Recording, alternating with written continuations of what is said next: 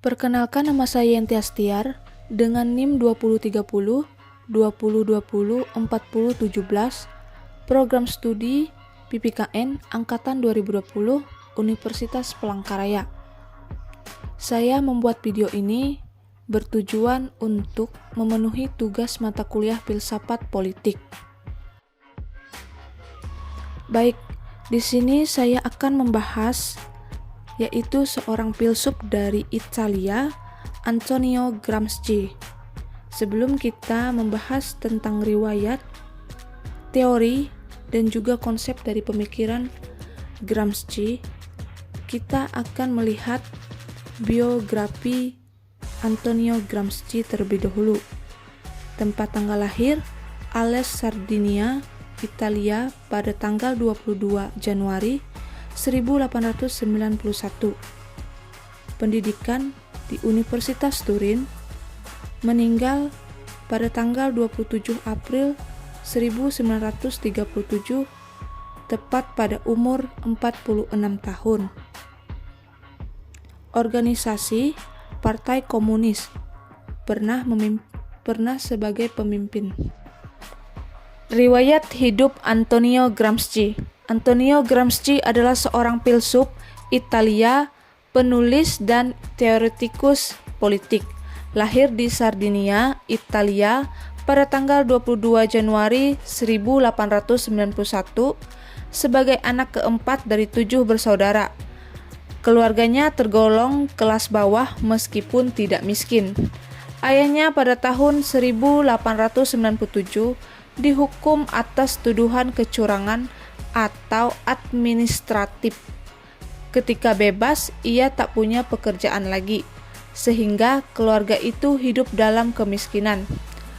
Pada tahun 1903, Gramsci harus meninggalkan sekolah dan bekerja untuk membantu ekonomi keluarganya. Dengan susah payah, Gramsci bisa melanjutkan pendidikannya bahkan sampai kuliah.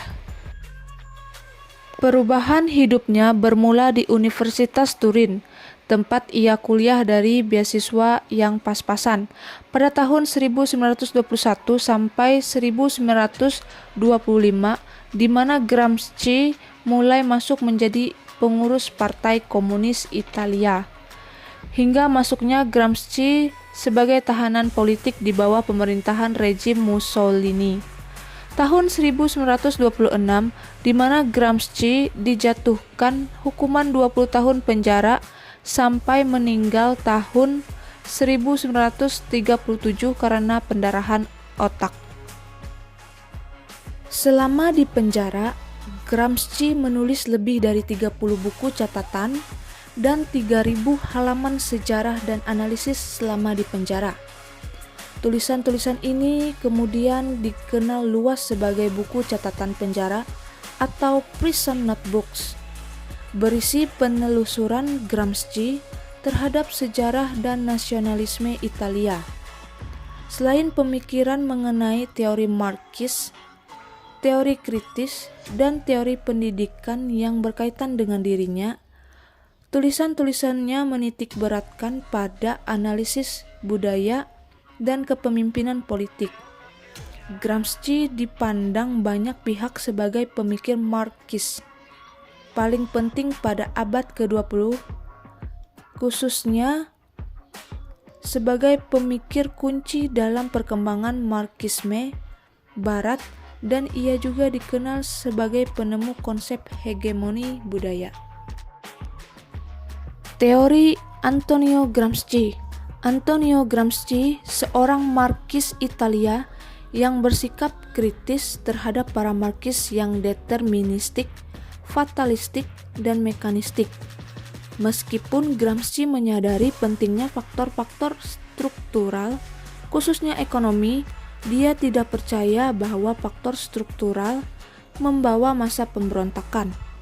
Massa perlu mengembangkan suatu ideologi revolusioner, tetapi mereka tidak dapat melakukannya sendiri. Mereka membutuhkan kaum elit sosial. Akan tetapi, ketika massa telah dipengaruhi oleh ide-ide itu, mereka akan mengambil tindakan yang mendatangkan revolusi sosial. Gramsci berfokus pada ide-ide kolektif ketimbang struktur-struktur sosial seperti ekonomi. Berikutnya, konsep hegemoni. Hegemoni didefinisikan Gramsci sebagai kepemimpinan budaya yang dilaksanakan oleh kelas yang berkuasa. Ia mengontraskan hegemoni dengan paksaan yang dilaksanakan oleh kekuatan legislatif dan eksekutif atau diungkapkan melalui campur tangan polisi. Sementara Marxis ekonomi cenderung menekankan ekonomi dan aspek-aspek dominasi negara yang bersifat memaksa. Gramsci menekankan hegemoni dan kepemimpinan budaya. Konsep hegemoni tidak hanya membantu kita memahami dominasi yang ada di dalam kapitalisme, tetapi ia juga membantu mengorientasikan pemikiran-pemikiran Gramsci pada revolusi. Melalui revolusi tidak cukup memperoleh kendali atas ekonomi dan aparat negara. Kepemimpinan budaya atas bagian masyarakat lainnya juga perlu didapatkan. Disitulah Gramsci melihat suatu peran kunci bagi intelektual komunis dan partai komunis. Baik, begitulah hasil dari pemikiran Antonio Gramsci. Semoga informasi dan pengetahuan ini bermanfaat bagi teman-teman semua. Jika ada kata-kata saya yang kurang berkenan, saya mohon maaf. Sekian dan terima kasih.